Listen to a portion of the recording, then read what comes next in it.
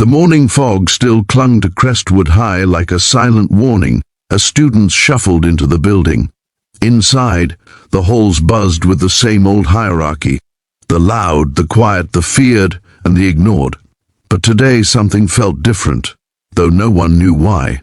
A black car had parked before sunrise, and a single figure had stepped out, tall, calm, silent. No one saw her face, no one knew her name, no one realized the new principal had arrived hours before anyone else. By the time the first bell rang, the school's biggest bully, Jackson Ward, was already on the hunt for someone to harass. 17, broad-shouldered and fueled by a home life full of rage, he was known for one thing: violence. His leather jacket sometimes looked like a uniform for chaos. His boots, heavy and loud, matched his temper. His cruelty was predictable, but today his target would be someone new, someone he didn't understand, someone he should never have touched. Down the hall, a slender woman walked quietly, her hair tied neatly, her posture straight, her steps calm and unhurried. She wore a simple navy blouse and carried a thin folder close to her chest. No one recognized her. Students walked past without knowing they moved beside someone whose presence would change the school forever. She didn't speak. She didn't introduce herself. She simply observed. Jackson spotted her. A new adult, alone, quiet, an easy target. His friends Tyler and Mateo smirked as they followed him. Jackson cracked his knuckles, stepped into the woman's path, and grinned with the arrogance of someone who believed the world bent for him. "Hey," he barked, "lost or stupid?" She didn't react, not visibly. She simply shifted her folder slightly, as if protecting papers from a breeze. Her silence irritated him. He stepped closer. "Hey, lady, I'm talking to you."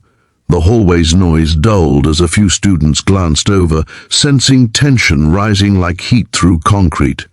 She finally raised her eyes, soft, deep, observant eyes that gave nothing away. And that made Jackson furious. He shoved her shoulder. She stepped back but didn't stumble. "Say something," he snapped. She didn't. Tyler laughed. Mateo elbowed Jackson. "Man, she's scared." But she wasn't. Her stillness felt unnatural for someone confronted by the school's most violent student. No fear, no trembling, nothing. That's what pushed Jackson over the edge. He swung his leg and kicked her thigh hard, the way he bullied boys in gym class. The sound echoed down the hallway like a slap across the walls. Students gasped. A girl near the lockers covered her mouth. A teacher started toward them, then froze when Jackson glared at him. The woman absorbed the blow, her body shifting only a little as the impact traveled through her legs.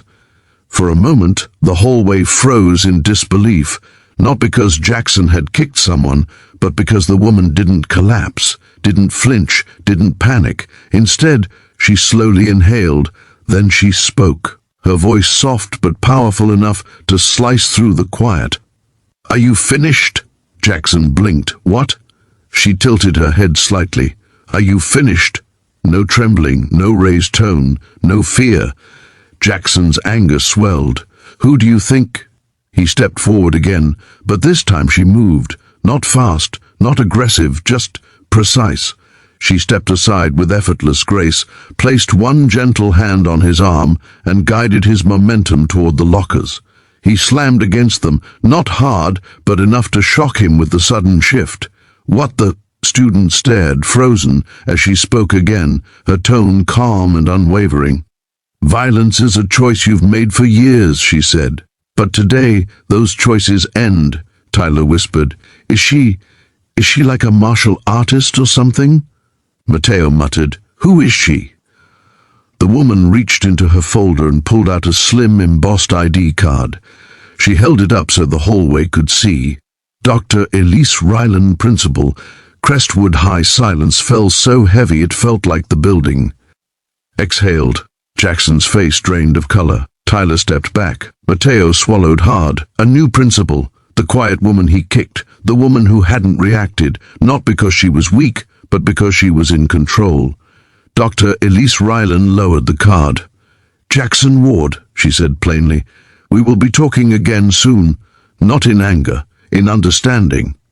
Jackson stepped forward instinctively, the old reflex to intimidate rising, but she moved again, this time faster, effortlessly spinning, pivoting her weight, lowering her center of gravity, and sweeping her leg toward his.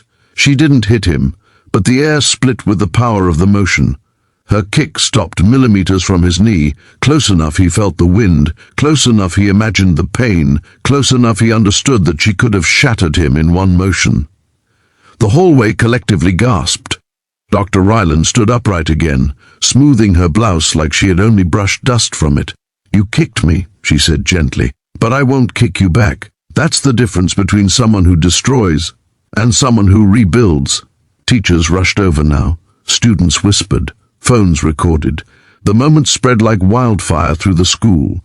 Jackson stared at her, shaken to his core. His world had always been predictable. Fear worked, violence worked, power worked, but none of it worked on her, and for the first time in his life, he felt powerless. Dr. Ryland stepped closer, not threateningly, but with a calm authority that felt heavier than any punch.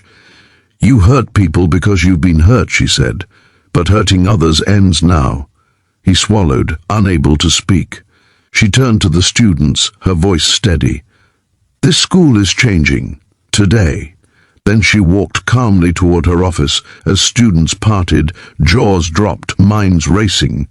The legend of the quiet new principal had just been born, and the student who kicked her had no idea how deeply everything would change because of that one moment. End of chapter 1.